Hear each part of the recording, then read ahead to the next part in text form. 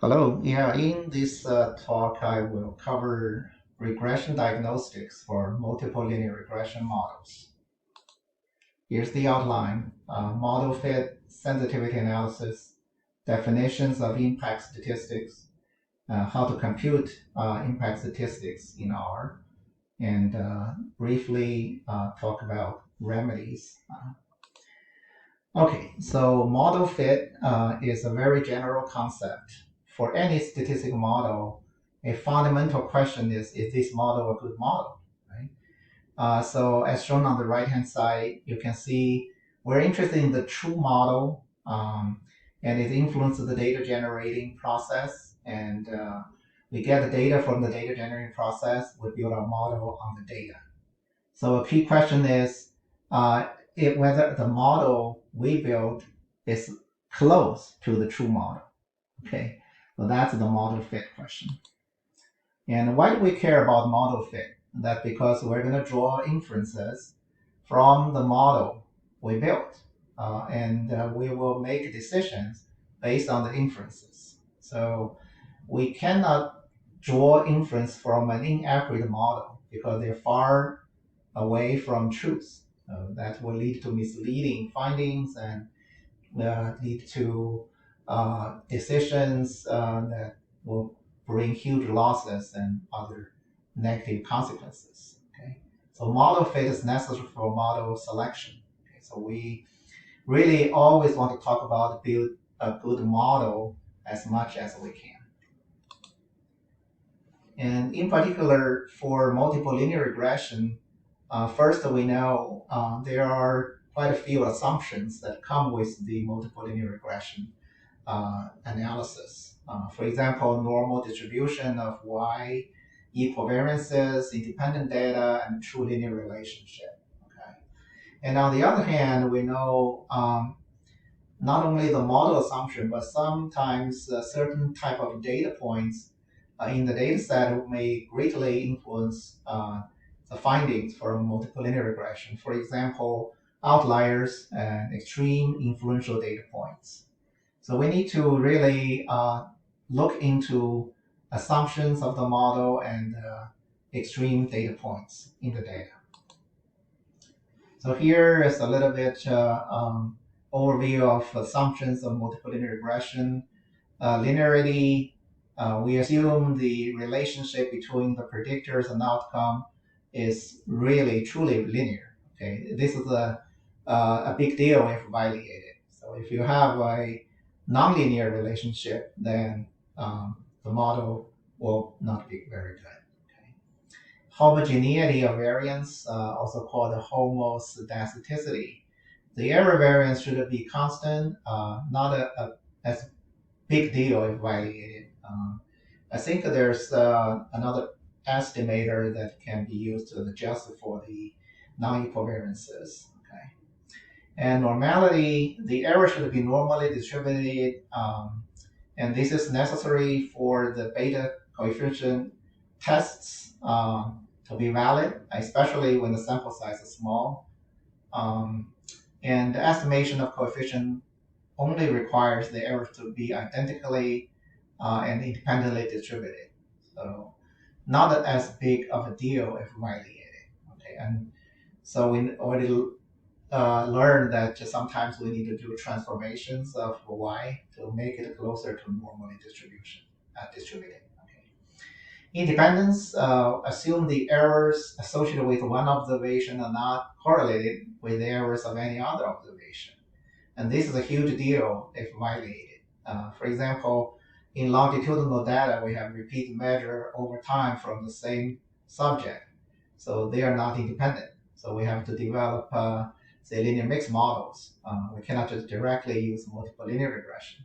So independence is a big deal. And also then you have model specification. That means we should include all relevant variables and exclude all irrelevant variables. Of course, this is easy said than done. Okay, and there are unusual and influential data points. Outliers, these are observations with large residuals. which is the deviation of the predicted score from the actual score. Okay? And leverage measures the extent to which the predictor differs from the mean of the predictor. Okay? So leverage is all about just about the predictors, the X. Okay? And then inference observations that have high leverage and are extreme outliers changes coefficient estimator drastically if not included. Okay. So this means outliers and influence are both influencing the whole model, both X and Y. Okay. Leverage only influences X. Another problem is called multicollinearity. Basically, this is where you have predictors that are highly related to each other and both associated with the outcome can cause problem in estimating the regression coefficients, especially they're going to influence the variance estimates. Okay, so multicollinearity is a very common problem we must check if we fit a multiple linear regression model. Okay, now the question is how? Okay, how to check model assumptions and influential data points. So this is where we talk about the regression diagnostics or model diagnostics. And this process is called the sensitivity analysis for multiple linear regression, and it's done through model diagnostics. And these are statistics involved in model diagnosis are different types of residuals or residual plots and impact statistics. Okay. So on the right-hand side, you can see examples of residual plots and plots of influence impact statistics such as Cook's D. So residuals and impact statistics. The table here listed, unstandardized predicted values. So these are the model predicted Y values. You can compute them in R using the function predict. M here is an object from the multiple linear regression function LM, the model fit. Okay, so that's the model object. Then the second one, standardized predicted values. So basically, this is the predicted value, then standardize it. You can compute it by using R standard, then M, then type equal to predict. Okay. And then, of course, you can get the raw residuals. These are unstandardized residuals. Residuals are the observed Y value minus the predicted Y value. Okay, so residuals of M give you the raw unstandardized residuals. And then there's standardized residuals you can compute with R standard of M. Personally, I always prefer to use standardized residuals because for standardized residuals, you can just look at whether they fall into -2 and +2. Anything beyond those limits are like outliers, potential outliers. Okay. So the predicted values, the residuals can be used to check linearity, homogeneity of error variances and outliers, etc. Okay. And then for leverage values, for example, uncentered leverage values can be computed by using the hat values of M. Okay, so this and we can also calculate centered hat values. I'll show you later on in the example. And also there's the famous Cook's distance. You can compute use Cook's dot distance of M. Hat values and Cook's distance can be used for unusual and influential data points as leverage values for independent variables, Cook's D for overall model. Oh, and the D betas are individual regression coefficient. So the D betas is the standardized DF beta. So this is really showing you the influence of the data observation on the beta estimate. Okay. And then you have standardized deleted residuals, sometimes called the press statistic, and you can compute that by using the RStudent function. Okay. Here are some formulas of the residuals. So EI equal to Y minus Y hat, EI divided by square root of SI, so that's standardized.